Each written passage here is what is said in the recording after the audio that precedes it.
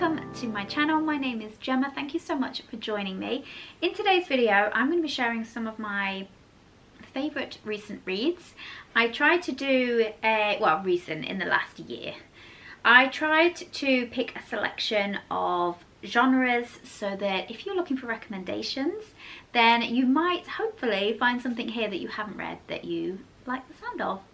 So currently, let me tell you what I'm currently reading is Persuasion by Jane Austen.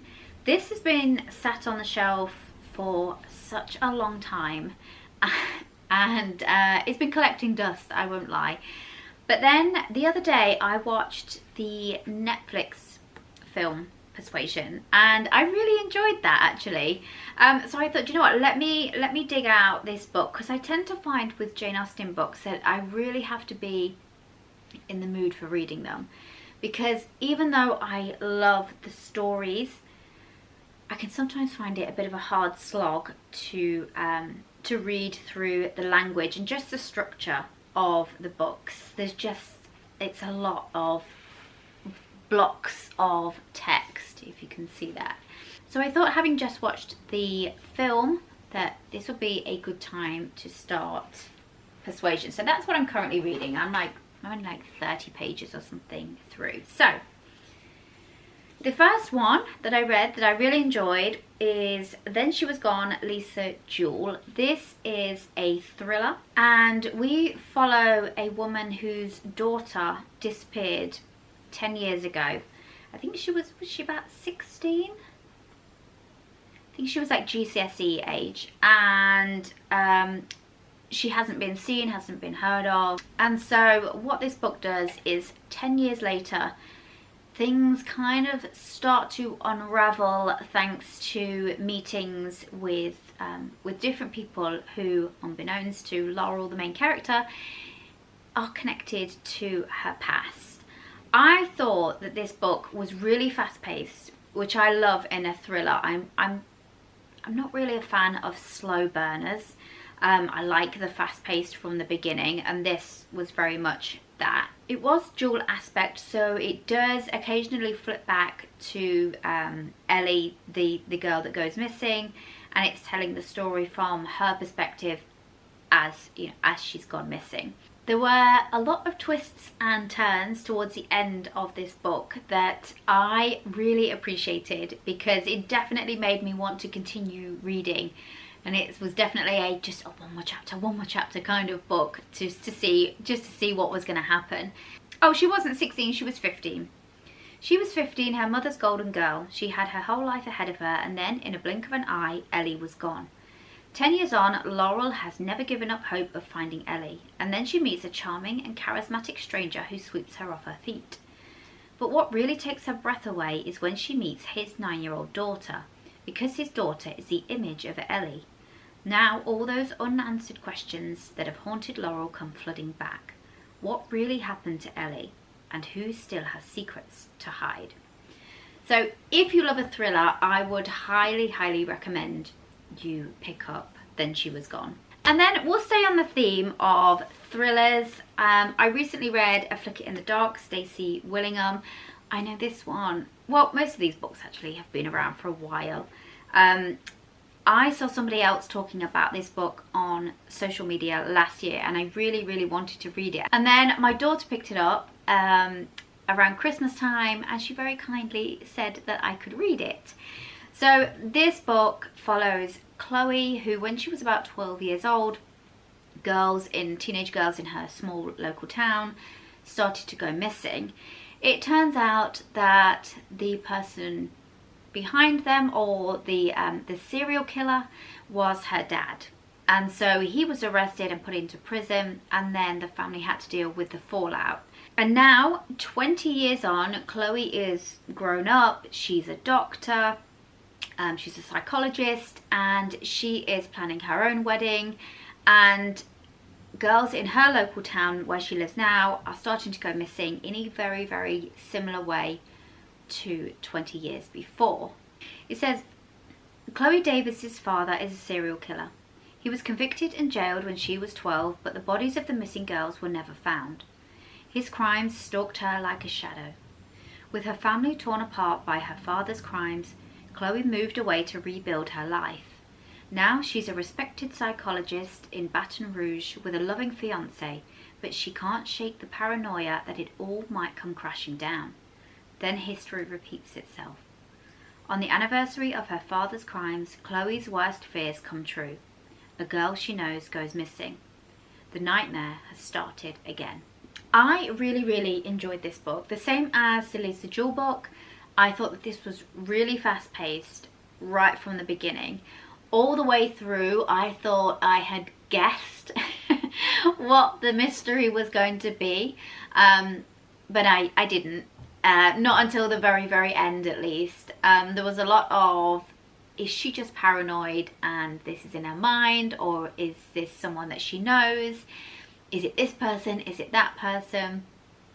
It was really well written, so I would highly recommend A Flicker in the Dark. My next recommendation then is going to be Clytemnestra by Costanza Cassati. This is a Greek retelling. If you don't know, Clytemnestra was the sister of Helen of Troy, the most beautiful woman in Greece. You may remember she was the one who ran off with Paris, left her husband behind, and it kicked off, you know, the huge war. Well, because Clytemnestra is her sister. And so this follows Clytemnestra from when she is a child all the way up to adulthood. As you would expect in a story like this, there is tragedy, there is murder, there is grief, there is betrayal.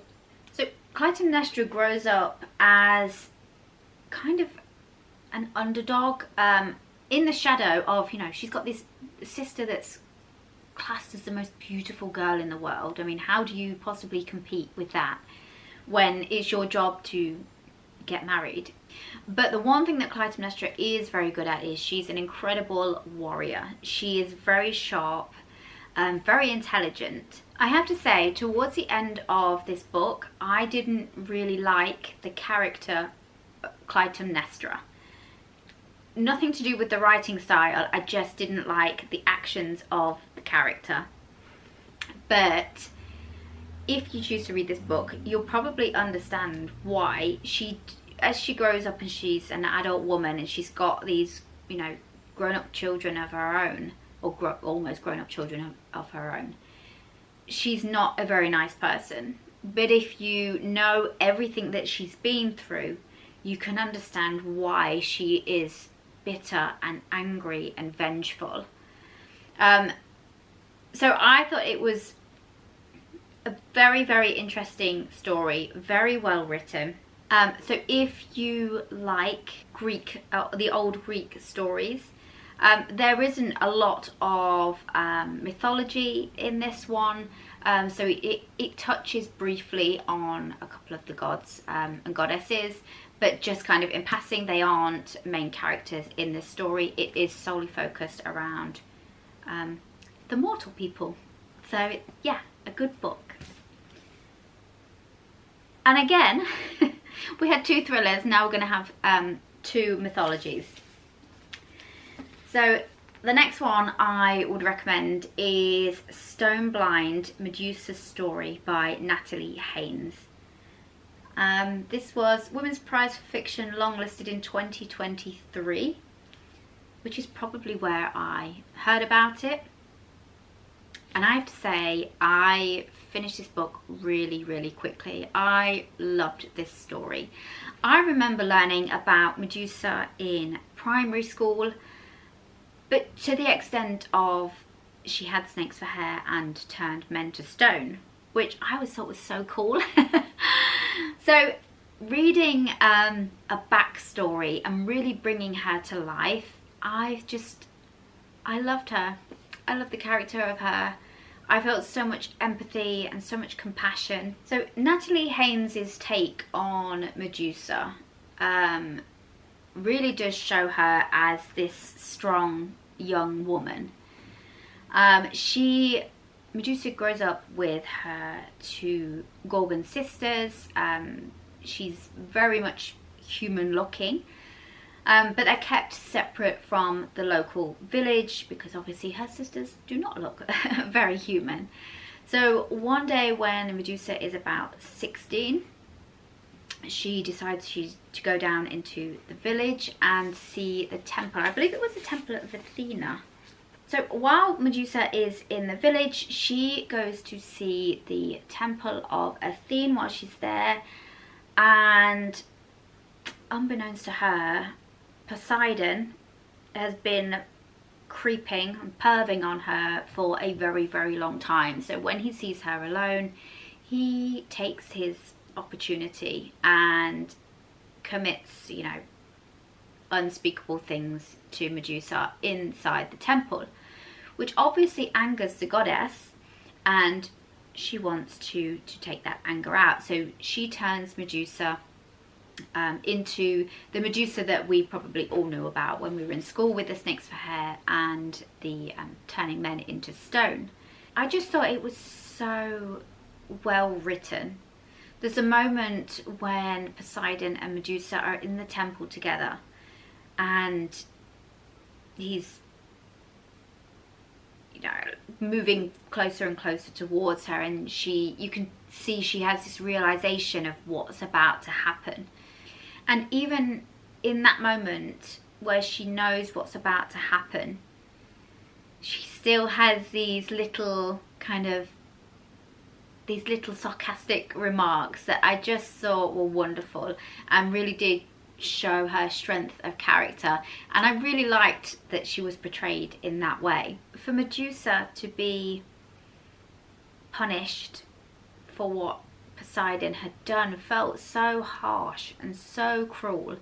And then I did a little bit of follow-up reading after I'd read this book, just to see kind of what other people's opinions were. And somebody online had said, what actually if her being turned, you know, into what she was turned into wasn't to hurt her? What if it was actually a kindness so that men couldn't hurt her again? Which I would love to think that that was the reason why, but I'm not sure I buy that story. And then lastly, quickly before the battery runs out on the camera, is the women, Kristen, Hannah. This book had me in floods of tears. This is probably the only book I've ever read that I had to keep putting down because I was crying.